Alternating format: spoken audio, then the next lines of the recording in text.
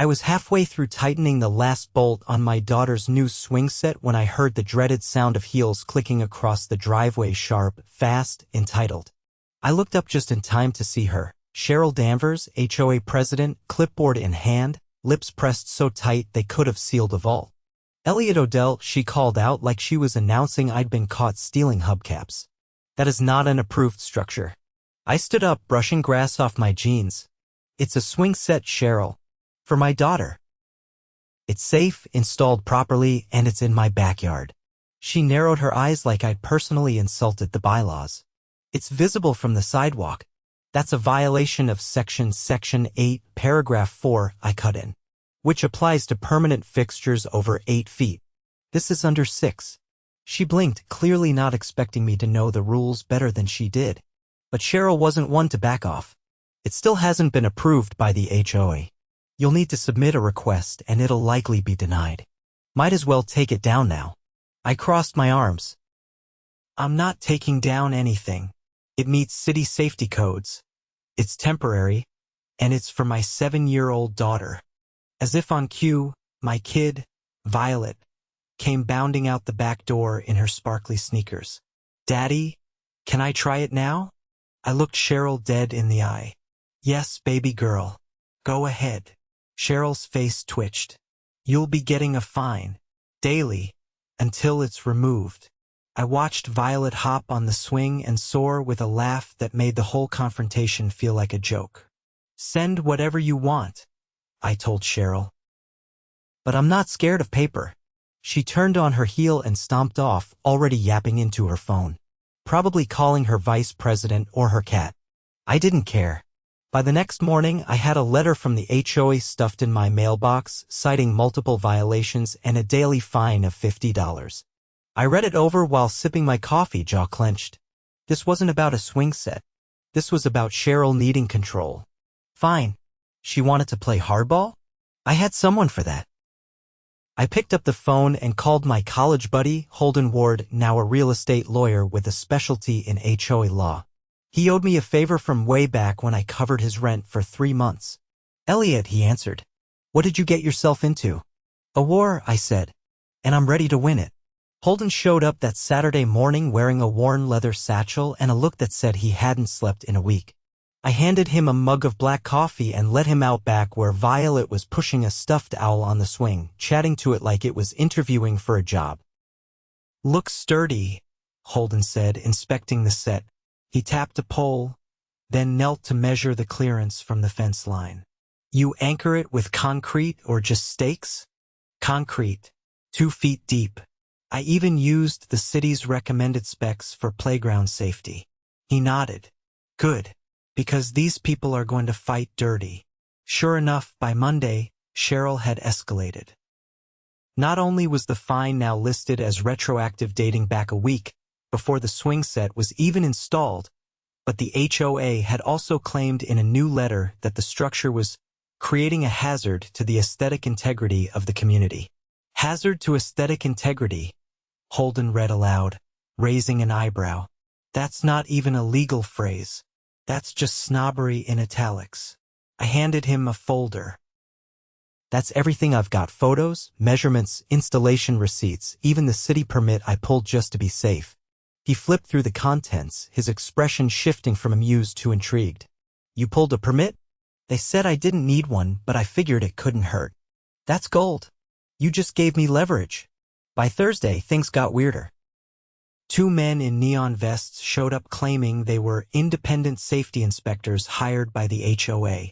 They didn't have any ID, just a laminated badge with the words Neighborhood Safety Liaison, printed in a font that looked like it came from clip art. I told them they weren't stepping foot on my property without a court order. An hour later, I received a notice stating the HOA had classified my property as under review for habitual non-compliance. According to the letter, if I didn't remove the swing set within 72 hours, they'd begin proceedings to place a lien on my home. Holden laughed when he read it. They're bluffing. They have no authority to declare habitual non-compliance without a formal hearing. And even then, they'd need documented violations, not just this manufactured nonsense. Can we stop this before it gets worse? Oh, we're past stopping, he said. Now we expose. That night, while I grilled chicken on the back patio, Holden laid out the plan. We file a formal cease and desist. We cite municipal code and your permit. Then we gather statements from neighbors. If even a few say the structure doesn't bother them, we build a case that the HOA is targeting you for arbitrary enforcement. What if they ignore it? Then we escalate. I'll file a complaint with the city's Department of Consumer Affairs. If we can prove they're abusing their authority, we can trigger an audit. Friday morning, I walked door to door with a clipboard and a smile. Out of the 20 homes on our block, 15 owners signed a statement confirming they had no issue with the swing set and had never been consulted about any new HOA enforcement policies. Mrs. Kaplan, who'd lived here since the 70s, shook her head as she signed. Cheryl's been itching to make an example of someone ever since her pool permit got rejected. She's mad at the world. By Sunday, Holden had filed the cease and desist. He also submitted a formal request for the HOA's financial records and meeting minutes under the Davis-Sterling Act, which required transparency for all HOA operations in the state. Things unraveled fast after that. On Tuesday, we received an anonymous tip someone had slipped a USB drive into my mailbox inside an unmarked envelope. On it were internal emails between Cheryl and the HOA board treasurer, Craig Latham. In one, Cheryl wrote, "We need to keep pressure on O'Dell. If we make the swing thing stick, others will fall in line." Another stood out.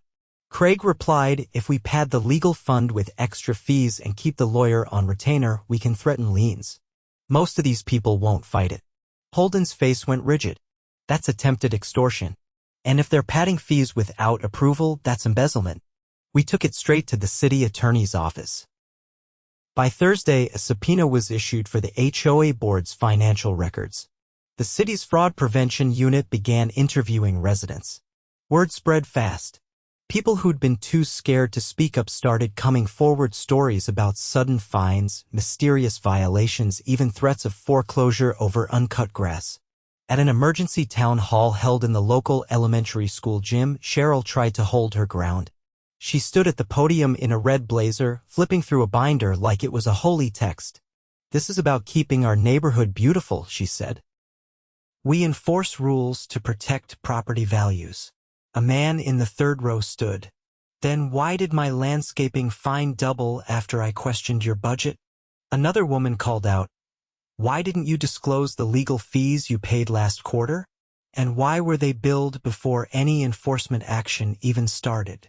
Holden stepped forward and handed a folder to the city clerk. "These are the emails. And here are the financial statements showing unapproved withdrawals from the HOA account totaling over $30,000. Gasps filled the room. Cheryl's hand trembled slightly as she tried to adjust her glasses. "This is a misunderstanding. These documents were taken out of context." The clerk shook her head. "They're under investigation now. You're advised not to make further statements." The next morning, Craig Latham resigned. By the end of the week, 2 more board members stepped down. Cheryl, still clinging to her position, attempted to call a special vote to dissolve the evidence due to privacy concerns. It backfired. The membership voted to suspend her powers indefinitely pending the outcome of the investigation. Meanwhile, the city placed an injunction on all HOA enforcement actions until the audit was complete. Holden and I sat on my porch that night, watching Violet draw chalk stars on the driveway. "You could sue for harassment," he said. "You'd probably win." "I might. But for now, I just want my daughter to swing in peace." He nodded, then pulled out his phone. "Still, I'll keep an eye on the audit. If we find they misused funds for personal expenses, this thing could go criminal." The next day, a city inspector arrived not to inspect the swing, but to certify it. "We don't usually do this for private structures," he said, tucking his clipboard under his arm. "But given the situation, the city wanted to make a statement." He handed me a placard, "Certified Safe City of West Haven Parks Compliance." I mounted it on the side post with brass screws. Cheryl hasn't stepped foot past her mailbox since. The following week, Our neighborhood felt like it had been doused in gasoline and someone finally lit the match. The audit team moved in fast. Residents spotted city officials taking photos, measuring yards, and interviewing homeowners on their front lawns. Even the most passive neighbors started whispering about shady fees and intimidation tactics that suddenly didn't feel so isolated anymore. I was walking Violet to school one morning when a tall man in a gray overcoat approached me at the corner by the community park. He had the gait of someone used to being ignored until he spoke. "Mr. O'Dell?" he asked, voice calm but firm.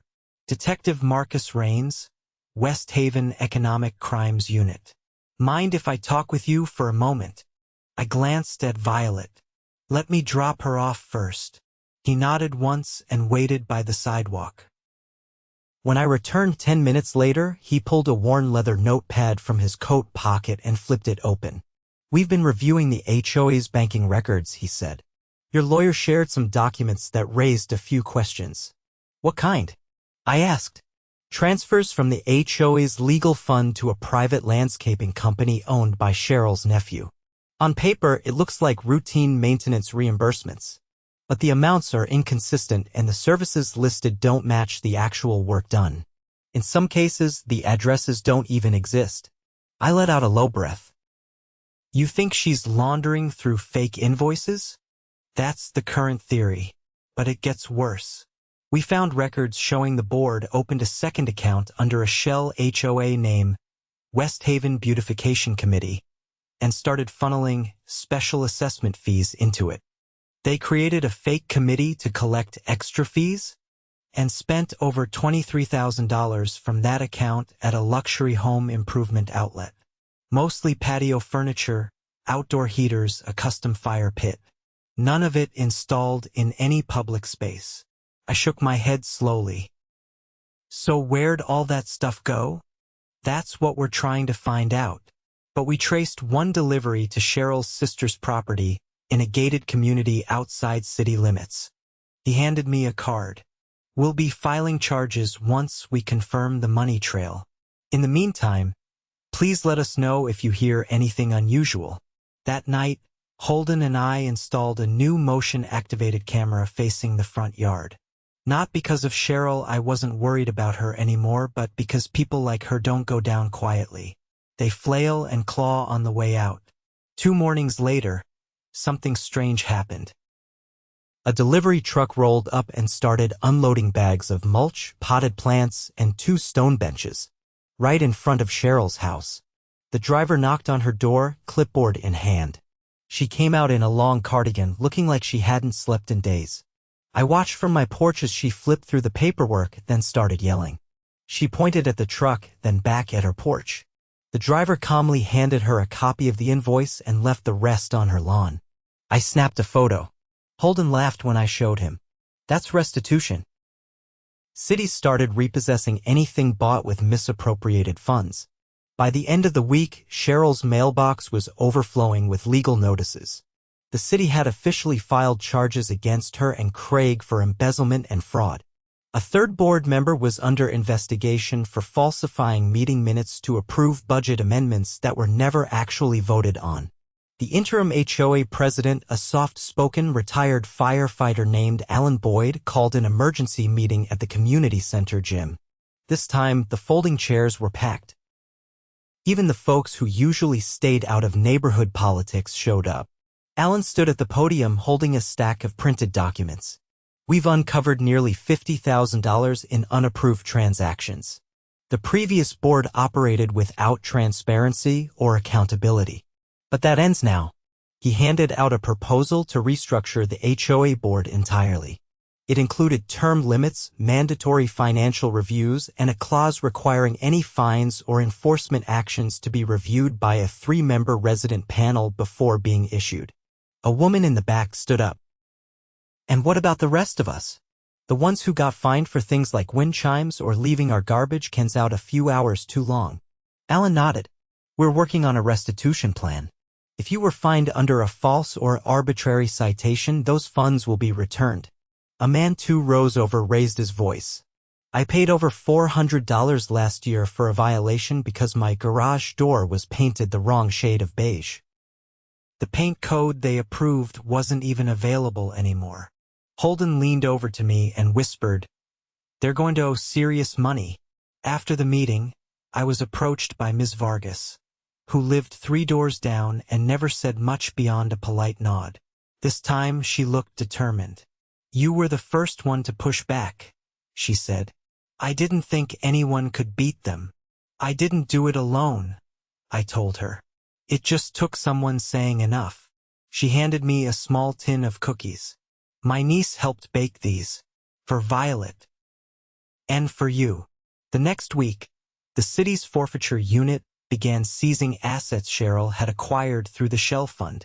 Her sister's backyard furniture? Gone. The custom outdoor heaters? Hauled away. Even a luxury grill set was boxed up and tagged with an evidence label. Like clockwork, Cheryl tried to spin the narrative. She posted a handwritten letter on the community bulletin board, claiming she was the victim of a political witch hunt, and that the HOA had been infiltrated by radicals. She signed it, "Yours in order and beauty." It was torn down before the end of the day. Meanwhile, residents began organizing their own committees, this time real ones.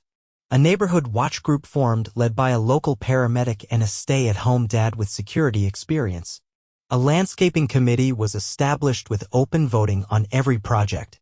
Even the community garden, which Cheryl had previously blocked citing soil uniformity concerns, was approved and broke ground that weekend.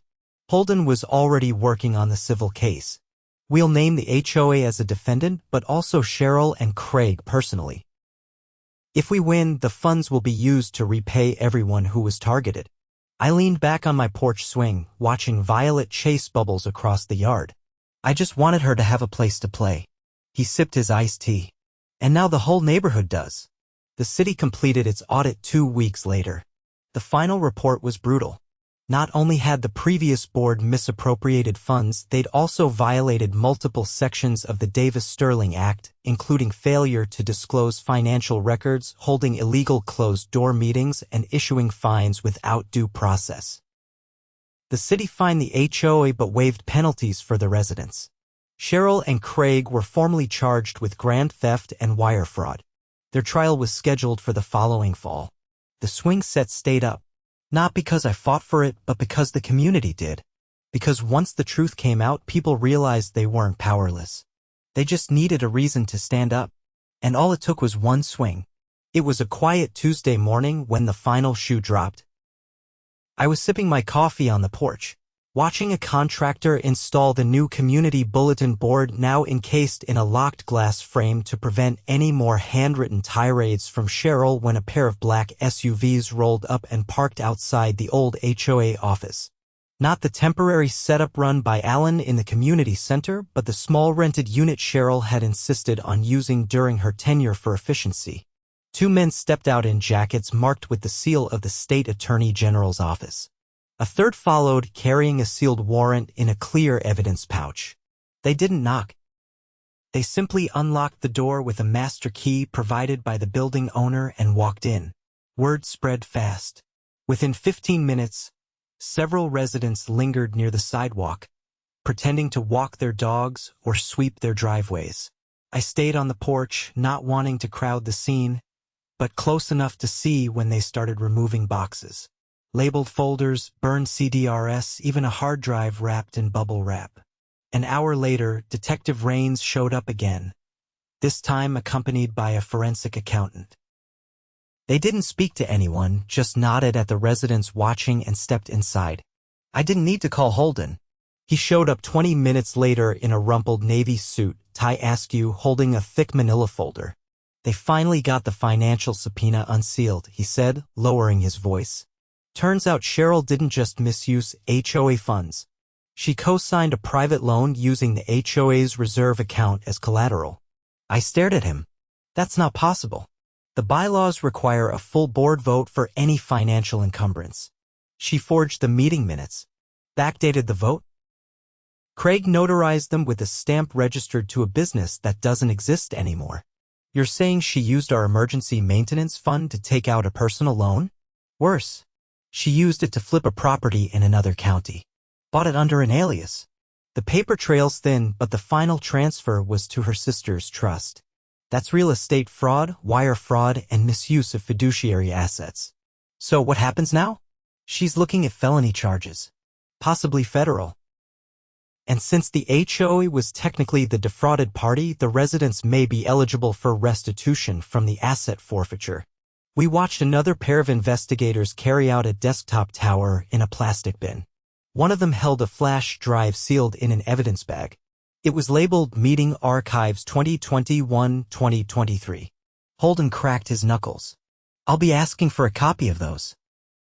If there are any recordings proving she fabricated votes or silenced dissenting board members, it'll help the civil suit. That evening, Alan called a special community meeting, not in a gymnasium this time, but on the greenbelt near the playground, under string lights hastily tied between trees. He stood on a folding chair, clipboard in hand, and didn't bother with a microphone. There's something you all deserve to know, he began, voice steady. The state has confirmed that the HOA's previous leadership committed multiple counts of financial fraud, misuse of community assets, and forged legal documents to justify enforcement actions. The board never approved the legal threats, the fines, or the liens. They were all part of a fabricated paper trail. Murmurs rippled through the crowd. I saw someone grip their spouse's hand a little tighter. We've been granted emergency authority by the city to restructure the HOA from the ground up. That includes elections for all board seats, a full public audit, and the ability to opt out of certain bylaws that were added without majority approval. A young woman with a toddler on her hip stepped forward. What about those of us who already paid thousands in legal threats we couldn't afford to fight? Alan nodded. Your names are already on a list. Holden's working with the state to make sure restitution is prioritized for residents who were directly targeted. The crowd fell silent. Then came a slow clap from the back, and within seconds, people were applauding. Not because they were happy, but because they were relieved. For the first time in years, truth had stuck. The next day, Cheryl was arrested at her sister's home. Local news vans recorded the moment as she was led out in a coat over pajamas, hair unbrushed, eyes hidden behind oversized sunglasses. She didn't say a word. Neither did her sister. Craig turned himself in later that week, escorted by his lawyer. Unlike Cheryl, he cooperated immediately, turning over additional documents that showed even more fabricated votes and pressure tactics used against residents who questioned their authority. The trial was scheduled for the winter term. It became headline news across the county, a case study in unchecked power, suburban corruption, and how a neighborhood playground sparked a legal reckoning. Holden and I sat at the back of the courtroom on the first day, not as witnesses but as observers. He leaned over and whispered, "You realize this all started with a swing set?" "No," I said, watching the prosecution lay out the timeline. "It started when someone decided to weaponize rules just to feel important." 3 weeks later, both Cheryl and Craig accepted plea deals. Cheryl received a 5-year sentence with 2 years suspended, restitution payments, and a lifetime ban from serving on any HOA board in the state. Craig received probation, community service, and a mandate to testify in any future civil proceedings. The residents voted unanimously to dissolve the old HOA charter and replace it with a new one, simpler, transparent, and with strict term limits. No one could serve more than 2 years without a community vote. Fines over $50 had to be approved by a resident review panel. And no board member could spend over $100 without triple signature approval. As for the swing set, it stayed. But something else changed too. A few weeks after the trial, a truck showed up at my house. No markings, just a guy in overalls who said, "Delivery for O'Dell." He opened the back and rolled out a brand new picnic table set, still in the box. I frowned. "I didn't order this." He handed me a note. It was from Alan and the rest of the interim board. To the guy who reminded us that rules are meant to protect, not punish. Enjoy dinner under the stars. Violet helped me assemble it that evening. As the sun dipped behind the houses, casting gold across the lawn, she looked up from her coloring book and said, "I like our house better now." "Me too," I said, watching her swing back and forth, hair flying in the breeze. The neighborhood had changed, not just because the rules were fairer or because the bully was gone, but because people remembered that they had a voice. They remembered that silence lets power fester and that one swing, properly anchored, can bring down a whole crooked regime. And from that day on, no one ever questioned my daughter's swing set again.